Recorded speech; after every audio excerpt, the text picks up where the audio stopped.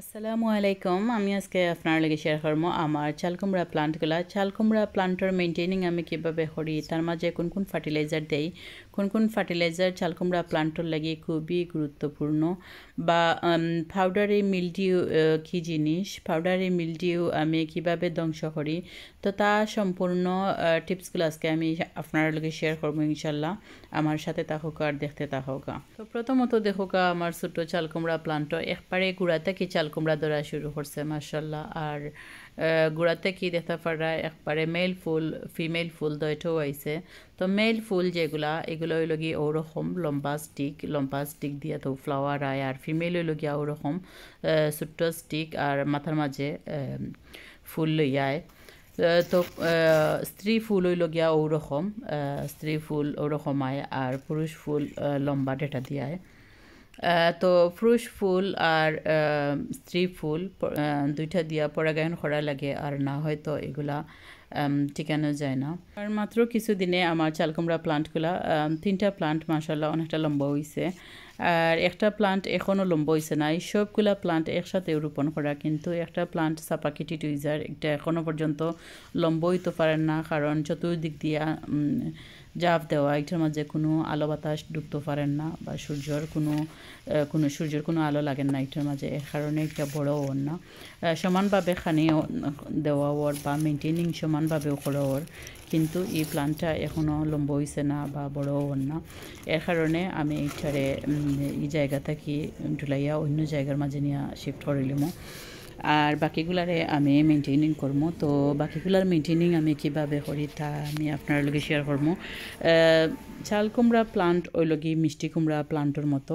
মিষ্টি কুমড়া plant main স্টেম্পর মাঝে আয় দেখতে পারা, মেইন ডালের মাঝে আইসে, আর একটা ওই লগি সাইড ডাল, সাইডের সাকার যে একটা সাকার আইসে।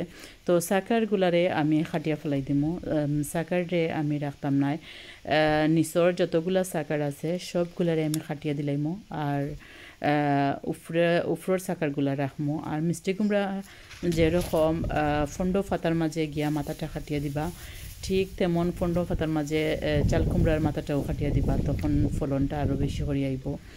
আর চাল কুমড়া প্লান্টেরও মেইন স্টেম্পও দেখতে পারা, মেইন যে লতর মাঝেও আয়। একটা আবার বাংলা খদুর প্লান্টের মাঝে আবার, বা বাংলা লাউর প্লান্টের মাঝে আবার এরকম আয় না। তো পাউডারি মিলডিউ আমি কিভাবে ধ্বংস করি, বা পাউডারি মিলডিউ কি জিনিস, এটা হইতে কি আয়, এটা ওই ঠান্ডা আইলে ওরকম পাউডারি মিলডিউ আই হয়। এটা হইল কি একটা ফাঙ্গাস। তো ইটায় আক্রান্ত হইলে একটা দুইটা পাতার মাঝে যখন আয়, তখন যদি আপনি এটা ট্রিটমেন্ট না করেন, তখন তাড়াতাড়ি এটা খুব দ্রুত বাড়িয়ে সব প্লান্টের মাঝে খুব তাড়াতাড়ি যায় কি। তো এর কারণে আপনারা সীমিত থাকতে থাকতে এটারে আপনারা কন্ট্রোল করতে হইবা। যদি এটারে কন্ট্রোল না করেন, তখন দেখতে পারবা সারা প্লান্টের মাঝে আস্তে গার্ডেনের প্লান্টের মাঝে আপনারা বড়ি জীব পাউডারি মিল দিয়ে। তো এখন আমার প্লান্টর গোড়ার মাঝে কিছুটা ফার্টিলাইজার দিলাম, আর কোন কোন ফার্টিলাইজার ওই লগিয়া সবচেয়ে বেস্ট ফার্টিলাইজার চাল কুমড়া প্লান্টর লাগে। তো এনো ফিশ ব্লাড অ্যান্ড বন আমি দিলাম তিন মুঠ করিয়া ওরকম। তো চাল কুমড়া প্লান্টর মাঝে যদি আপনারা ফিশ ব্লাড অ্যান্ড বন দেন, তখন দেখতে পারবা চাল কুমড়া প্লান্ট খুব দ্রুত একটার মাঝে ফুল হয়ে দেওয়া শুরু করব, কারণ ফিশ ব্লাড অ্যান্ড বনে খুব সুন্দর কাজ করে চাল কুমড়া প্লান্টের মাঝে।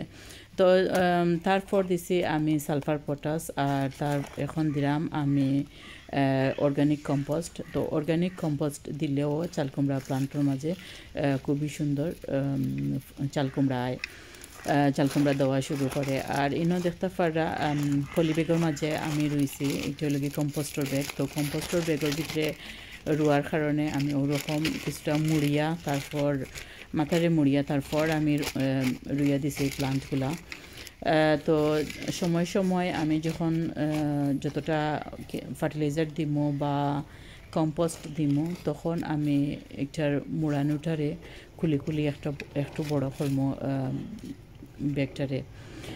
তো এখন দেখতে পারা সবগুলার মাঝেও আমি ওরকমও দিমো ফার্টিলাইজার বা কম্পোস্ট।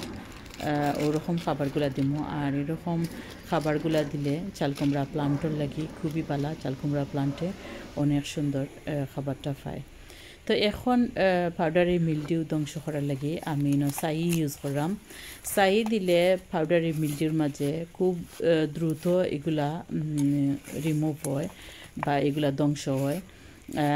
এগুলারে ওরকম যদি আপনারা আতর মাঝে লইয়া আর অল্প থাকতে যদি ওরকম একটু গসি গসি পাউডারি মিলডিউর মাঝে সাই আপনারা ইউজ করেন, সালি যে একটা সালে ওরকম ইউজ করেন, আর আঙ্গুল দিয়া ওরকম একটু সালে দিয়া আপনারা মুছি দিলেন পাতাটারে, তখন দেখতে পারবা পাউডারি মিলডিউ খুব তাড়াতাড়ি একটা ধ্বংস হয়ে যায়, একটা জায়গি প্লান্টের মাঝে থাকে না। মাশাআল্লাহ দেখতে পারবা খুবই সুন্দর আপনার প্লান্টের মাঝে আর পাউডারি মিলডিউ হইতো না। আর গুড়ার মাঝে ওরকম কিছুটা দিলেই বা আপনারা চাই যদি ওরকম গুড়ার মাঝেও দিলেন বা পাতার মাঝেও ওরকম যদি আস্তে আস্তে করিয়া আঙ্গুলের সাহায্যে যদি একটু রিমুভ করিলেন পাউডারি মিলডিউ, তখন আর এটা অতিরিক্ত বাড়তো না, তো সীমিত থাকবো। আর সীমিত থাকার কারণে আস্তে আস্তে ধীরে ধীরে একটা কমে যাব, এটার ভাব আর অন্য মুখে গিয়া ফেলতো না, যে অন্য গাছ আনতো গিয়া ঢুকতো না।